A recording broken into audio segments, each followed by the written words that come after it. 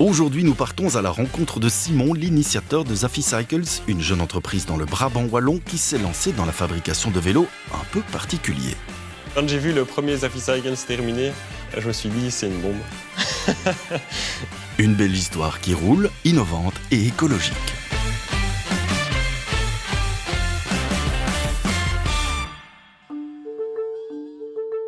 Le cadre du vélo est totalement fait en bois, contrairement à un cadre en aluminium ou en carbone. Ils font le tour du monde, ils passent en Asie, puis ils reviennent et puis ils repartent. Et on s'est dit, mais pourquoi est-ce qu'on n'utilise pas les matières premières qu'on trouve ici en Belgique ?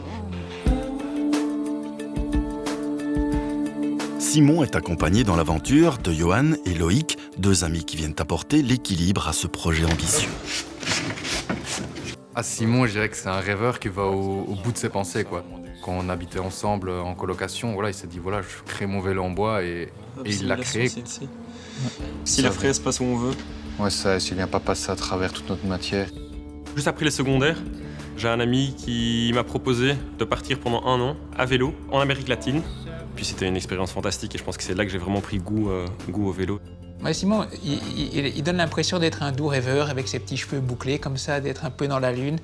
Il aimait bien admirer la nature, il s'intéressait à tout. Mais il manifestait déjà une très grande volonté et l'amour des grands efforts. Au début, c'était vraiment dans le garage, quoi, avec une scie et un marteau. Il fabriquait des choses avec des morceaux de bois, on ne savait pas très bien ce que c'était. Les courbes n'étaient pas comme je voulais. On avait un premier prototype, quoi. Je crois que quand il est occupé avec son vélo, il a vraiment les étoiles dans les yeux. Et ça, c'est la meilleure preuve qu'il est très content de ce qu'il fait. Après un travail acharné sur plusieurs prototypes et une campagne de crowdfunding réussie, la production des Zafy Cycles s'est lancée. Première étape, le choix d'un bois de qualité.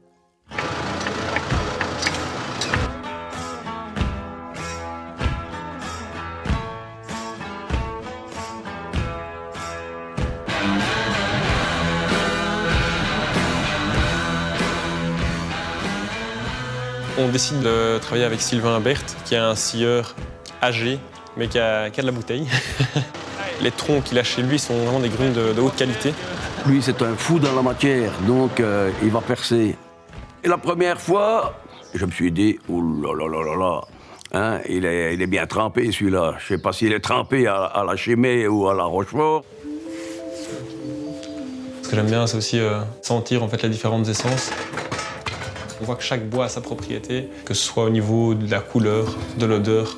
Par exemple, le merisier, ça sent un peu la frangipane. Le noyer a une odeur qui est totalement différente et très agréable.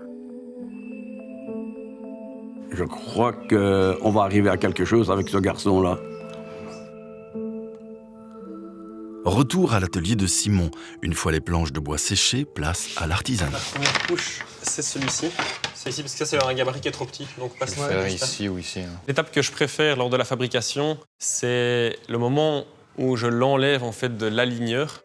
Et là, on a vraiment un cadre de vélo. On voit déjà le produit fini. Et puis là, c'est le moment où je commence à le poncer. C'est top. On a un produit final qui se dessine. Hein. Ouais. Non, c'est pas mal.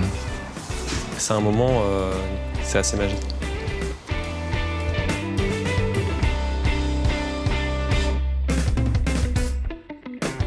Quand j'amène le vélo au client, il y a toujours un peu de stress. En fait, la réaction du client est toujours la même. Hein. C'est « Ah, marrant, il tapote dessus. » Et il se dit « Ok, c'est vraiment du bois. »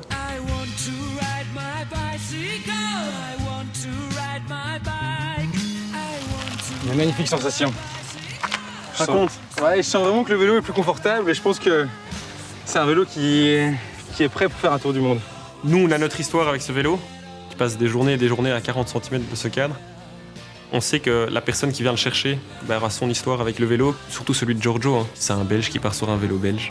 Il fait le tour du monde et il revient. Il y a toute une symbolique derrière aussi. Pour nous, c'est un accomplissement, quoi. Ce qui m'impressionne le plus chez Simon, c'est sa maturité et sa sagesse. Il cite souvent Brel, en fait. Le talent, ça n'existe pas. Il y a peut-être 1% de talent, mais le reste, c'est du travail et de la sueur. Et ça, c'est quelque chose, je crois, qu'il a compris très, très vite, en fait. Merci.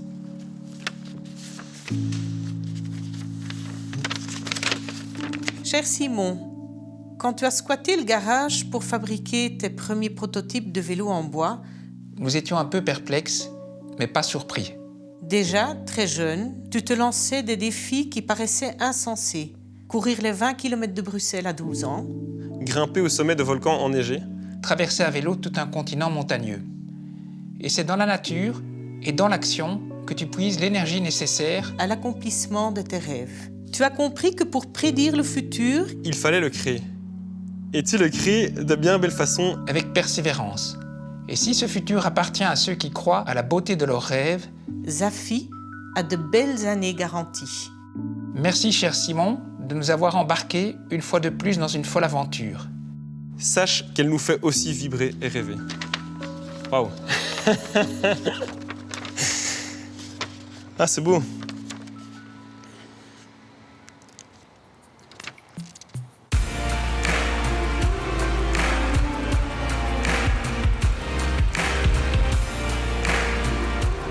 Quand on a des proches ou des amis qui hésitent à se lancer dans un projet, j'aime bien leur dire, mais finalement, oublie que tu n'as aucune chance, quoi.